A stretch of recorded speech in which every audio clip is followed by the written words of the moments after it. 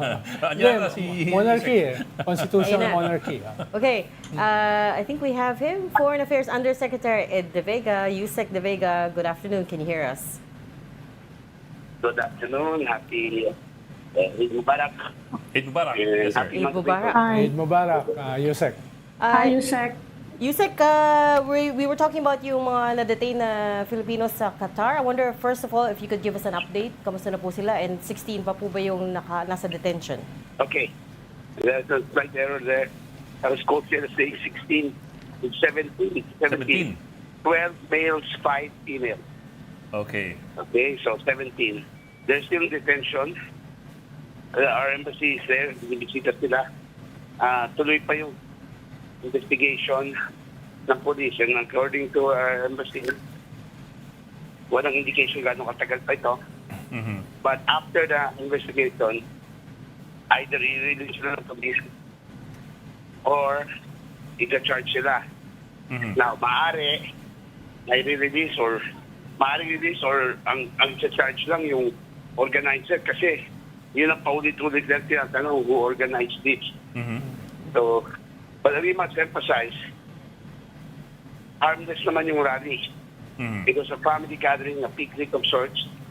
Kaso, hindi pwede sa Qatar, Right. yung mga political demonstrations. Sir, They're very sensitive. Paakari kung may special permit, but usually, hindi pwede. So, oo.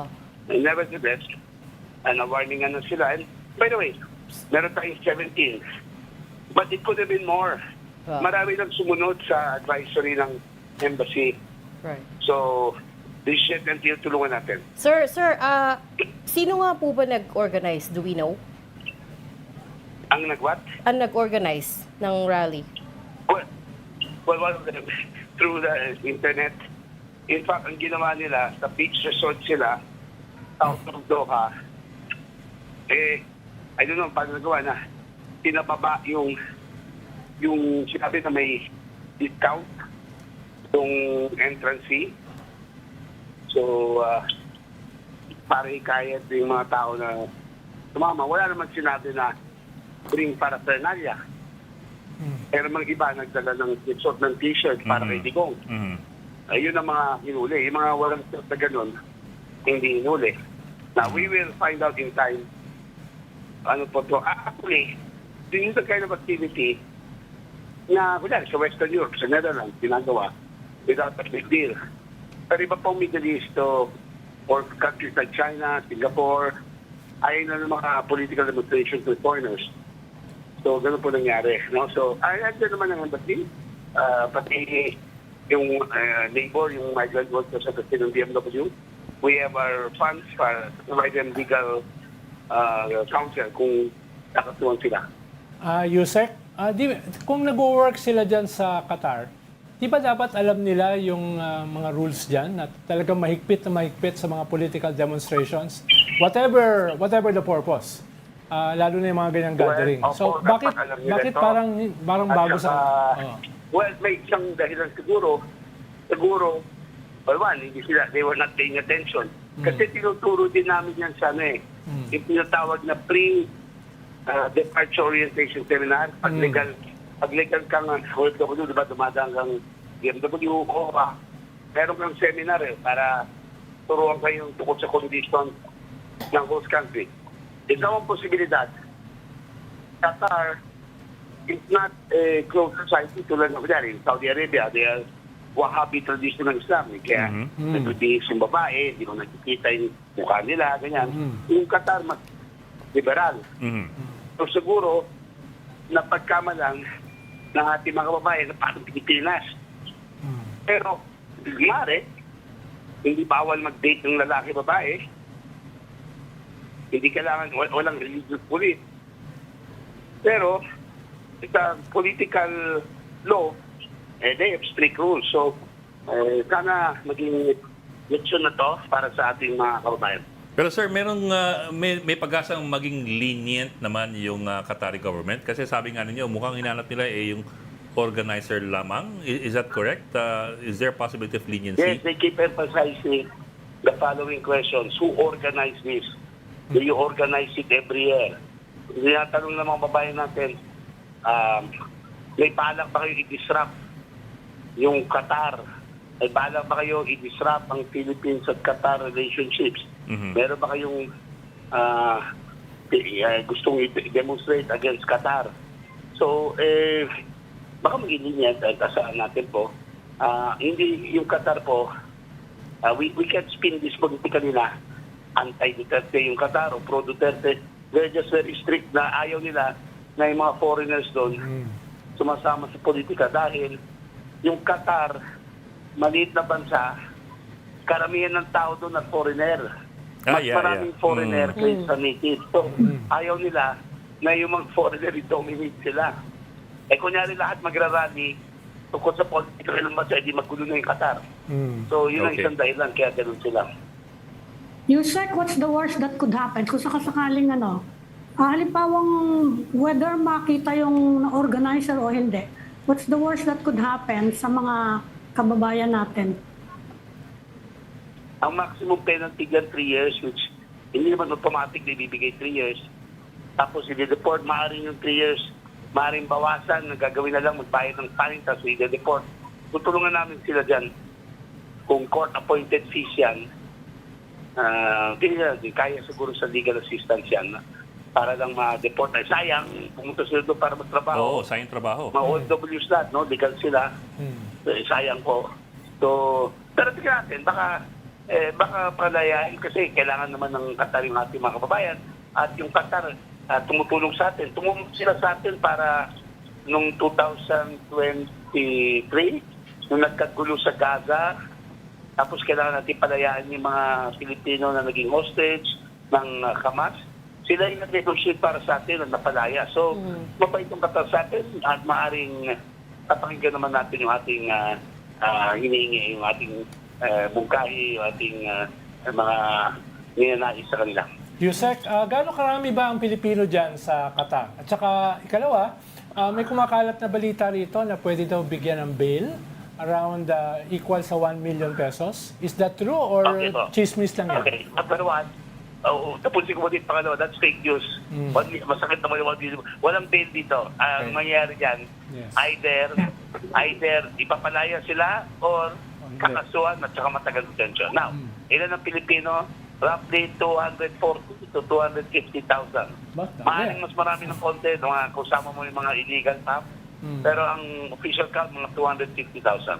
Dami Para And for a then, small and then the country. ones that are detained, Yusek, would you know kung anong trabaho ng yeah, yung same mga question. 17 na nakakulong pa? Ano yung mga trabaho nila dyan? That much I do not know. Hindi pa na report na natin embassy. We report that. Karamihan ng mga Pilipino sa Qatar, not professionals, may konti, pero karamihan ay kasambahay. At yung, some office workers na menial office, o yung simpleng office workers. Ngayon, maaring isang dahil lang kaya sila, ito, speculation ko lang po Kasi kung kasambayan, hindi hinahanap sila ng kanilang amo. Bakit Yes. nagrarali? Yung amo mismo, Oo nga. pupunta na ng polis. Tapos sabihin, palayaan nyo yan, akin yan. Ngayon, maaring kaya sila detain. Speculation ko lang po to Kasi maraming sa Middle East, nalagpas na yung visa nila, naiiwan pa. Naghanap ng ibang amo, trabaho dito, trabaho dyan. Maaring yun ang dahilan, kaya rin ayaw sila palayaan muna. Kasi baka overstaying na. So, we will check on that. Kasi Oh, dear. kung kasabay sila, ay talagang, yung alam ko, yung mga kakari, wala sasabihin na si Puliso, oy, palayaan yan. Ganun. So, yeah, ganun po. And then- Sir, regardless kung ano po yung maging desisyon ng Qatar government whether to prosecute or not, meron bang panganib or danger na unilaterally yung mga employer nila, assuming they're still employed, would just make them go back to the home country because of what happened? Yeah, because the always visa is tied to the danger. employers. Pero alam natin yung style natin mga kababayan. Kung ganun yon, hahanap lang ng paraan all over the Middle East. Hahanap silang paraan maiwan doon. Kunyari, maaaring, alam mo, very resourceful mga Pilipino. Pupunta sila sa mga apartment na may ibang Pilipino. So, mag-overstay sila doon kahit napauwi na ng amo. So, magiging a little complication. Let us be optimistic. na ipapalaya sila at makakabalik sila kung ano man ang trabaho nila doon. And then lastly, Yusek, can you give us an update? Anong nangyari dun sa planned Zero Remittance Week? May narinig po ba kayo na updates on that? Alam nyo sinabi to, pero none of our embassies is reporting na natuloy. Maaring may mga individual hindi nag-remit. Pero alam nyo, mahirap hindi mag-remit. Kasi maaring may emergencies, no? Oo nga. That is, by the way, the right. Kung ayaw nyo mag-remit, Yes, sir. of Yes, sir. course, hindi natin pinipilit na mag-remit kayo. Pero wala sa ating embassy nagsabi na mukhang maging matagumpay. Significant. I think some are not remitting, pero for that to have an impact, kailangan massive obedience dyan sa protest movement niya na lagpas kalahati ng mga Pilipino hindi magre-remit. Kung here and there, that will not affect us. Now, Tsaka ang 4 days, tatamaan, yung mga that's a lot of pamilya money. nila. Yeah. Mga pamilya nila yung tatamaan. Now that's sayang 4 araw, pero maybe we can survive 4 days. Naku, isang buwan, hindi mag-remit, mahirapan tayo. Pero parang hindi namin, we will update you that, pero parang hindi natuloy. Parang naging bahala na kayo kung gagawin ninyo. Sir, let me just try. I don't know if you have the information pero just in case you do. Do we know kung gaano kadalas mag-remit ang mga overseas workers nating kababayan? Is it a weekly thing, a daily thing, a monthly thing? Kasi I don't know if they remit every day. Kasi 1 week dapat yung no remittance campaign nila 1 week But how often There's do you... tendency to remit. Based on my experience being assigned abroad, there is a tendency to remit at least twice a month. Twice a month? Kasi yung sweldo nila. During paid Parang week. quincenas. So, madali magsabi na huwag tayo mag-remit lahat. Kasi, let's say, Saturday, Sunday lang sila nag-remit. O hindi Monday to Thursday, baka hindi sila nag-remit. So, it's not hard to follow that. No? Pero, kaya, kailangan pag-remit nila. Mahalaga yung sinabi Mahalaga yung Ano sinabi ni Yusek na hindi naman ganun ka-significant. Siguro from the very start, dapat chinek talaga. Sino ba yung nagko-call ng remittance? Ng Zero Remittance Is it Week. 20 people? 30 people? Bakit pinatulan?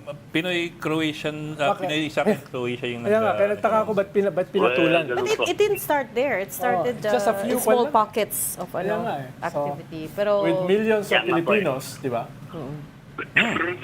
Kung sa madadagdagan ko po, right now is absentee voting. Kaya sa mga nakaregister na last year, kung ang pangalan nyo nandun sa registered voters, nag-umpisa na yung registry overseas voting. In other words, yung mga Pilipino sa ibang bansa, hindi kailangan magmumoto on the election day ng Pilipinas. May 30 days silang leave to go to the embassy and submit their ballots. So, yun, ang isang paraan, naipalabas nila yung kanilang mga ninanais pang politika, hindi mag-rally dahil sa ibang bansa, baka makulong sila. So, ganoon po nangyari dito. very good point. So, anyway, paako namin, gawin natin kung paano matulungan yung mga tao. Very good Salamat. point. Thank you. Yusek. Thank you so much for joining Storycon on the holiday. Have a good day. Foreign Affairs Undersecretary Ed De Vega. Thank you, sir. Thank you po. Salamat. Thank you, Yusek.